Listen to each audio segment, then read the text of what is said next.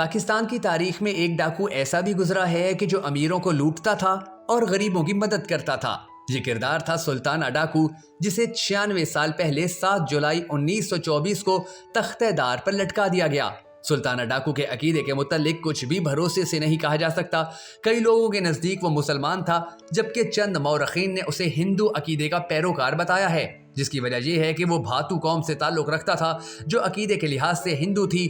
سلطانہ اور اس کے گروہ کے لوگ ضلع مراد آباد کے رہنے والے تھے اور سب کے سب جرائم پیشہ تھے۔ سلطانہ اور اس کے گروہ کے افراد مختلف جرائم میں سزا کے طور پر یوپی کے علاقے نجیب آباد میں پتھر گڑھ کے قلعے میں قید کیے گئے تھے، مگر آہستہ آہستہ یہ افراد قید سے فرار ہونے لگے اور انہوں نے بھاتو قوم ہی کے ایک شخص بالم کند کی قیادت میں چوری چکاری کی وارداتیں شروع کر دیں۔ بالم کند ایک دن اپنے ذیم میں مالوف خان نامی ایک بہادر پٹھان سے الجھ بیٹھا اور اس کی گولی کا نشانہ بن گیا، جس کے بعد اس گروہ کی قیادت سلطانہ کے ہاتھ میں آ گئی۔ سلطانہ ابتدا میں چھوٹی موٹی چوری چکاری کرتا تھا۔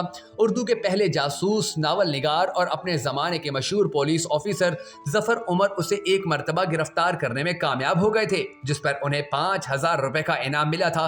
ظفر عمر کی صاحبزادی حمیدہ اختر حسین رائے پوری نے اپنی کتاب نایاب ہیں ہم میں لکھا کہ ظفر عمر نے سلطانہ کو ایک دو بدو مقابلے میں گرفتار کیا تھا۔ اس وقت سلطانہ پر سوائے چوری چکاری کے قتل کا کوئی الزام نہیں تھا، اس لیے اسے محض 4 سال کی قید بامشقت سزا سنائی گئی۔ ظفر عمر نے اس کی گرفتاری پر ملنے والی رقم اپنے سپاہیوں اور علاقے کے لوگوں میں تقسیم کر دی تھی۔ بعد میں ظفر عمر نے اردو میں کئی جاسوسی ناول تحریر کیے، جن میں پہلا ناول نیلی چھتری تھا۔ اس کہانی کا محور سلطانہ ڈاکو ہی تھا۔ رہائی کے بعد سلطانہ نے اپنے گروہ کو ازسر نو منظم کیا۔ اس نے نجیب آباد اور ساہن پور کے سرکردہ لوگوں سے رابطے استوار کیے اور اپنے قابل اعتماد مخبروں کا جال بچھا کر ڈاکے مارنے شروع کر دیے۔ اسے اپنے مخبروں کے ذریعے مالدار آسامیوں کی خبر ملتی۔ سلطانہ ہر ڈاکو کی منصوبہ بندی بڑی احتیاط کے ساتھ کرتا اور ہمیشہ کامیاب لوٹتا۔ اپنے زمانے کے مشہور شکاری جم کاربٹ نے بھی کئی تحریروں میں سلطانہ کا ذکر کیا ہے۔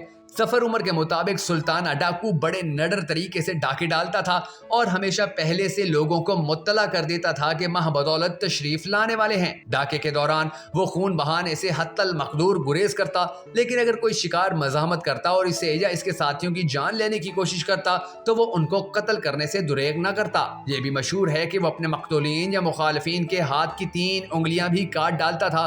امیر ساہوکاروں اور زمینداروں کے ہاتھوں ستائے ہوئے غریب عوام اس کی درازی عمر کی دعائیں مانگتے اور وہ بھی جس علاقے سے مال لوٹتا وہیں کے ضرورت مندوں میں تقسیم کروا دیتا۔ سلطانہ کی ڈکیتیوں اور داد کا یہ سلسلہ کئی سال تک جاری رہا، مگر انگریزوں کی حکومت تھی اور وہ یہ صورتحال زیادہ دیر تک برداشت نہیں کر سکتے تھے۔ پہلے تو انہوں نے ہندوستانی پولیس کے ذریعے سلطانہ کو ٹھکانے لگانے کی کوشش کی، مگر سلطانہ کے مخبروں اور غریب دیہاتیوں کی مدد کے باعث وہ اپنے ارادوں میں کامیاب نہ ہو سکے۔ بالآخر انگریزوں نے سلطانہ ڈاکو کی گرفتاری کے لیے برطانیہ سے فریڈی ینگ نامی ایک تجربہ کار انگریز پولیس افسر کو انڈیا بلانے کا فیصلہ کیا۔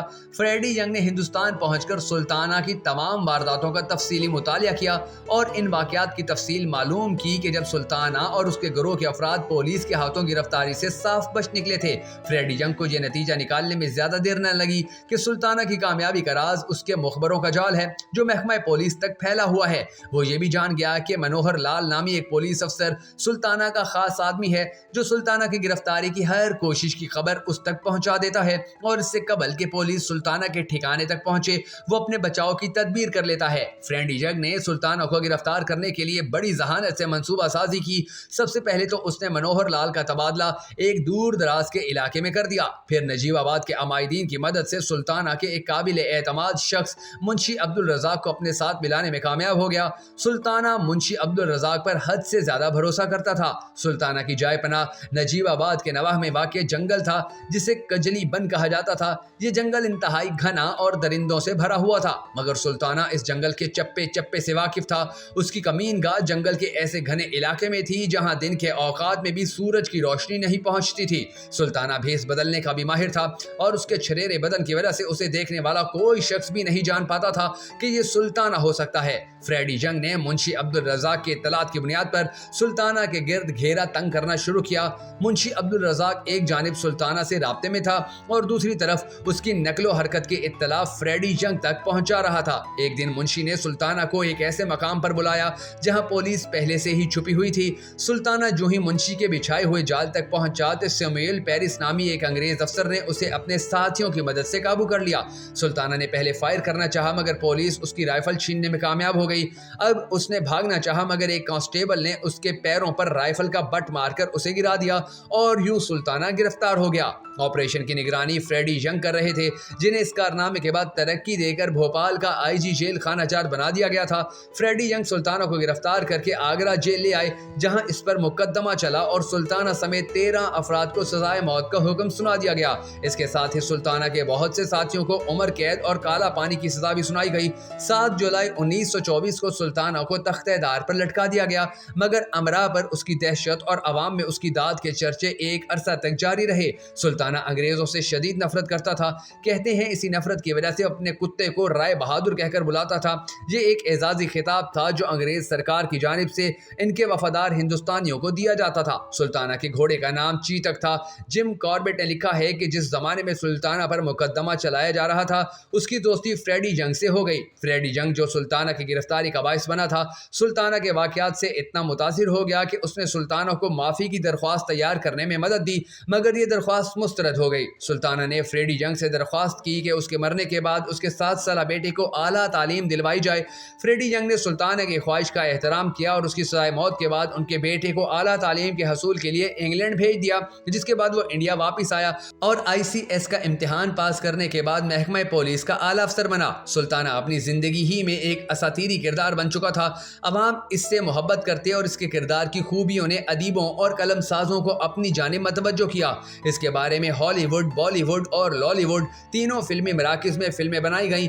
ہالی ووڈ میں اس کے بارے میں بننے والی فلم کا نام دی لانگ ڈیول تھا جس میں سلطانہ کا کردار جول برینر نے ادا کیا تھا۔ پاکستان میں اس کے کردار پر 1975 میں پنجابی زبان میں فلم بنائی گئی جس میں سلطانہ کا کردار اداکار سدھیر نے ادا کیا۔ سلطانہ کے کردار پر سجید سراف نے دی کنفیشن آف سلطانہ ڈاکو کے نام سے ایک ناول بھی تحریر کیا۔